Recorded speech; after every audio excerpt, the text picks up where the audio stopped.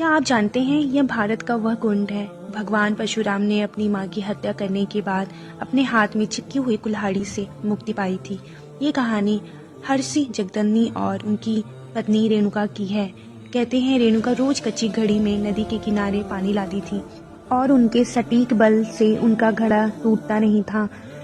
उनके 5 पुत्र थे, लेकिन उनमें से छोटे एक विष्णु अवतार थे जिनका नाम परशुराम था।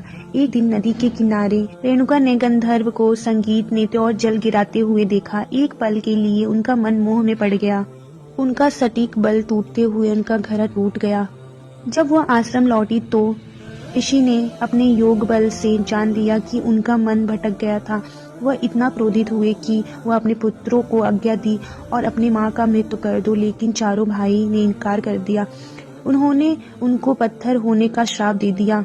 इसके बाद परशुराम ने अपने पिता का आज्ञा का पालन किया और अपने भारी मन से कुल्हाड़ी उठाई और अपनी मां का सिर धड़ से अलग कर दिया। ऋषि ने आज्ञाकारी से प्रश्न होकर उन्होंने वरदान मांगने को कहा। परशुराम ने वरदान अपनी मां को जीवित करने और साथ ही पत्थर भाई को मुक्त करने का वरदान मांगा। सब फिर से जीवित हो गए, मानो कुछ हुआ ही नहीं। लेकिन कहानी यही खत्म ना हुई। माना हत्या का दाग कुल्हाड़ी पर चिपक गया हो, वह उनके हाथों से अलग ही नहीं हो रहा था।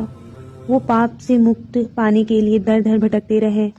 कोई भी तीर्थ उसे कुल्हाड़ी को छुड़ा ना सका। अंत में वह पहुंचे पूर्वी हिमालय के लोहित नदी के किनारे। जैसे कि कुंड की नदी को छुआ, जैसे मानो चमत्कार हो गया। कुल्हाड़ी अपने आप उनके हाथ से छूट गई। यही पवित्र स्थान आज अरुणाचल प्रदेश में परशुराम कुंड के नाम से जाना जाता है। आज भी हर साल मकर संक्रांति पर हजारों श्रद्धालु यहाँ विश्वास के साथ डुबकी लगाते हैं।